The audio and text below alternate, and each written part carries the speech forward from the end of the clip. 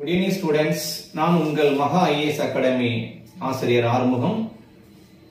இப்போது உங்களுடன் தினசரி 10 வினாக்கள் என்ற ஒரு தலைப்புல இந்திய அரசியலமைப்பு பாடத்திலிருந்து ஒரு 10 வினாக்கள் முக்கியமான ஒரு வினாக்களை மட்டும் நான் சொல்லிக் கொடுக்க போறேன். இது எல்லா தேர்வுக்குமே கவர் ஆகும். நீங்க சப் இன்ஸ்பெக்டர் எக்ஸாமுக்கு யூஸ் பண்ணிக்கோங்க, police exam, TNPSC, railway exam எல்லாத்துக்குமே இது யூஸ் ஆகும். இப்போ நம்ம பாத்தீங்கன்னா இந்திய அரசியலமைப்புங்கிற டாபிக்ல ஃபர்ஸ்ட் எந்த ஒரு குழுவின் பரிந்துரையின் பேர்ல நம்முடைய அரசியல் நிர்ணய சபை ஏற்படுத்துறாங்கன்னு அடிக்கடி கேட்டிருப்பாங்க.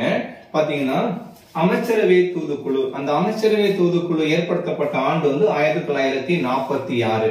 அந்த அமைச்சரவை தூதுக்குழுவின் பரிந்துரையின் பேர்ல தான் அரசியல் நிர்ணய சபை உருவாக்கப்பட்டது. அதன் மூலமாகத்தான் இந்திய அரசியலமைப்பையே உருவாக்கியிருக்காங்க. இப்ப இந்த இந்திய அரசியலமைப்பு யாரால் உருவாக்கப்பட்டு எழுதி முடிக்கப்பட்டது, யாரால் உருவாக்கப்பட்டது அப்படின்னு கேட்டீங்கன்னா அம்பேத்கர் தான் அதை உருவாக்கி இருப்பாரு. சரிங்களா? B.R. அம்பேத்கர். வரைவு குழுவின் தலைவராக பணியாற்றியவர் யார்? இந்திய அரசியலமைப்பின் தந்தை அப்படின்னு நம்ம புக்ல போயிட்டு இருப்பாங்க. அடிக்கடி இந்த கொஸ்டின் கேட்கிறாங்க. இந்திய அரசியலமைப்பின் தந்தை என்று நாம் யாரை அழைக்கின்றோம்? B.R. அம்பேத்கர் அவர்களை தான் நாம் அழைக்கின்றோம். அடுத்து எப்படி கேட்டுக்காங்க அப்படின்னா, ஆரம்ப காலகட்டத்துல இந்திய அரசியல் நிர்ணய சபையில மொத்தம் எத்தனை மெம்பர்ஸ் இருந்தாங்கன்னு அடிக்கடி கேட்பாங்க. நம்ம புக்ல பிரிச்சு கொடுத்திருப்பாங்க.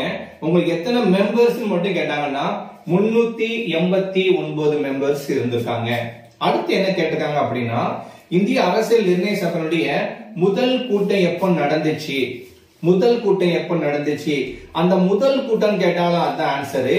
தற்காலிக தலைவராக யார் இருந்தாங்க அப்படின்னு கேட்டாலும் வருஷம் ஒண்ணுதான்.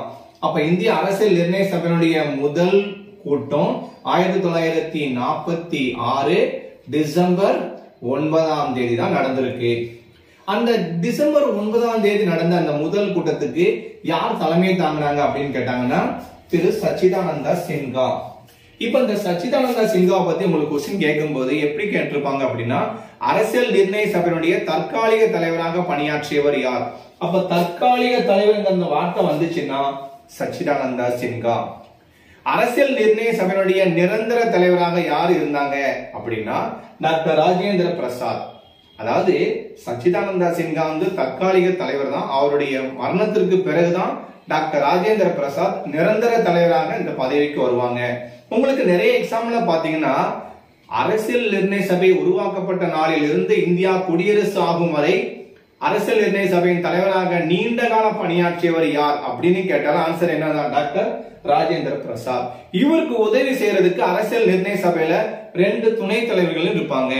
அந்த 2 துணைத் தலைவர்கள் பேரையும் நோட் பண்ணிக்கோங்க. H.G. முகர்ஜி மற்றும் V.T. கிருஷ்ணமாச்சாரி. இதையும் கொஞ்சம் நோட் பண்ணிக்கோங்க. அடுத்து என்ன மாதிரி கொஸ்டின்ஸ் எல்லாம் கேட்பாங்க அப்படின்னா, இந்திய அரசியலமைப்பு சட்டம் எப்போது ஏற்றுக்கொள்ளப்பட்டது? அரசியல் நிர்ணய சபையால் ஏற்றுக்கொள்ளப்பட்ட ஆண்டுன்னு கேட்டாங்கன்னா 1949 நவம்பர் 26. அந்த நவம்பர் 26 நம்ம அந்த சட்டத்தை ஏற்றுக்கொண்டிருக்கோம். அதனால தான் இந்திய அரசாங்கம் ஒவ்வொரு நவம்பர் 26 நம்ம எப்படி செலிப்ரேட் பண்றோம்? தேசிய சட்ட தினமாக செலிப்ரேட் பண்ணிட்டு இருக்கோம். அடுத்து பாத்தீங்கன்னா இந்திய அரசியலமைப்பு சட்டம் முறைப்படி நடைமுறைக்கு வந்த ஆண்டுன்னு கேட்டாங்கன்னா எப்ப நம்ம குடியரசு ஆனமோ அப்பதான் என்ன பண்ணிருக்கோம்? அதை நம்ம நடைமுறைப்படுத்தி